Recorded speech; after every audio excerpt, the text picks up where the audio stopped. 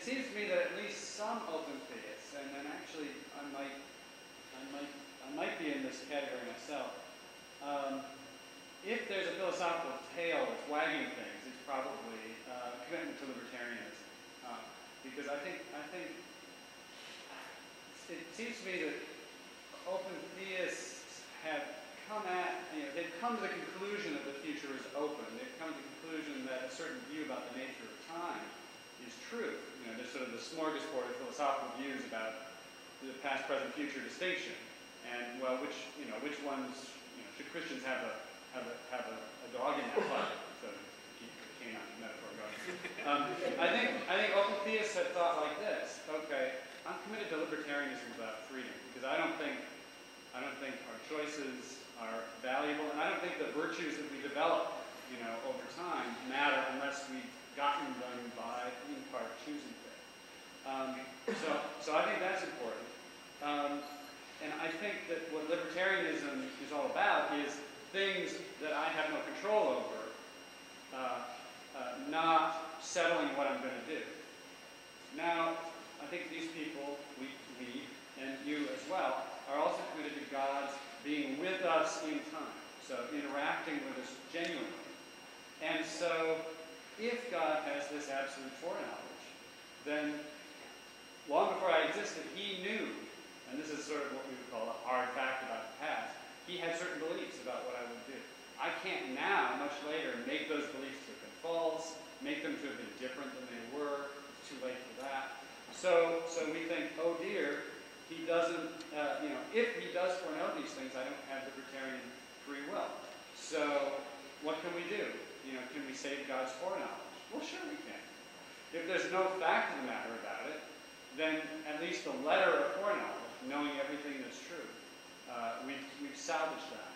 So you end up committed to this view about the openness of the future because you want God to have absolute foreknowledge, the strongest kind He could have in a world with free creatures. And here's a way to do it. Now there are other theories of time that you could hold, but then you have to deny that God has some kind of exhaustive foreknowledge, or the kind of exhaustive knowledge of all the facts that we want to be true. So I don't know how. Maybe people raise their hands. Is that how you ended up believing what you believe about time? At the end here, I'm going to have an altar call. I see that hand. Okay, I'm not sure I followed there, but I think you're on to something pretty important. I guess what I'm struggling to express here is that it just seems to me, and I think most readers of the Bible have gotten the impression that the biblical writers believed that God was able to predict future events, and not only predict future events, but actually to make them certain. So that's why I think the assumption that God cannot know the future is questionable, and we have to ask, well, why are you so sure that God cannot know the future, or that the future is unknowable, especially since I'm making that statement as a finite creature within time, okay? If there is a God who is not only within time but transcends time, it may be that this God, has more knowledge about reality and the nature of time and so forth than I do. So that's why I introduced sort of is the tail wagging the dog interjection at that point, because I think we're maybe claiming to know more than we ought to know about the nature of time and eternity. And I'm saying, well, let's simply start with what apparently is the biblical fact. The biblical writers believe that God knows the future.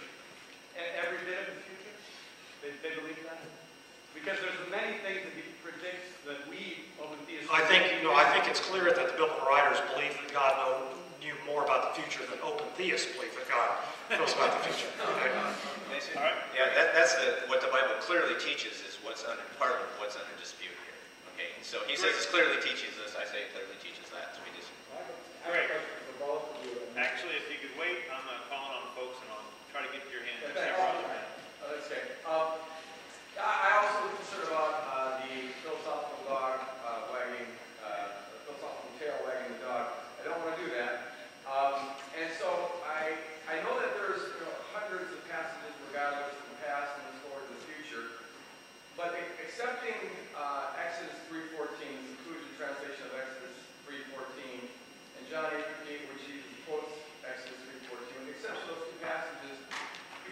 share with us the verses that indicate that God is timeless, so that we don't wag the talking about? Well, my view is not that God is timeless. Okay, I don't hold, as I understand that position in classical theism. I think that both God is transcendent, not limited by time, but that God can choose in the incarnation of history and covenant to be present, fully engaged within time. Okay, that's my view. So no, I don't hold for timeless God. God transcends time. Right, yeah, I believe that I think that God is not limited by any aspect of creation, whether it's space, time, energy. I believe in creation. Do you think that the creation is eternal? Actually, you asked me the question. John 1:1. Okay, John 17. You loved me before the creation of the world. Absolutely. Ephesians 1:4, that we were chosen in Christ before the creation of the universe. Ephesians 1:4. The passage about transcending time. Ephesians 1:4 and John 17 point to a state of affairs where God existed, but where time did not yet exist. Okay, now the gentleman who stood up earlier. My question is to both of you. It seems that we all agree that when you read the scriptures, there is a genuine narrative that's going on. There is give and take between God and humanity. That it's not a shell game. That it's not we're not marionettes. So the question I have for you, Jack, is if God knows the future absolutely, how is that not a form of determinism? And does that not rule out human freedom and deny that narrative form of the scriptures? And the question I have for you, John, is if God does not or cannot intervene, what does that say about the power of God? And I know there's a lot of good work now that the power of God is not coercive, but it's the long-suffering of love and so forth. And even Augustine talked about God being omnipotent, but not in an absolutized way, that God can selectively choose to limit God's omnipotence or omniscience. And could that not be possibly a solution to this impasse, that God chooses not to know absolutely how there is development for the future? Okay. It seems to me, just the last point, you're presupposing that God could know the future actions of libertarianly free creatures. Okay. To my mind, Dallas Willard has suggested that sort of idea, where God could know what we're going to do but chooses not to. None of the open theists who publish on this take that view. Okay. It would still end up in the same spot via different means, but none of us are going to go there. So then your other point. Intervention, yeah. I don't know where this came from. That open theists are saying God can't unilaterally intervene. That's one of the points that the process people slam us on.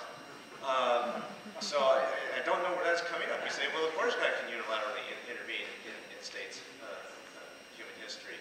So God can do those things. The question would be, when does God do them? How often does God do them? For what reasons does God override humanitarian freedom? Open theists disagree on that. For instance, most open theists would say at certain points God has overridden human freedom in order to bring about some kind of event, perhaps with the incarnation.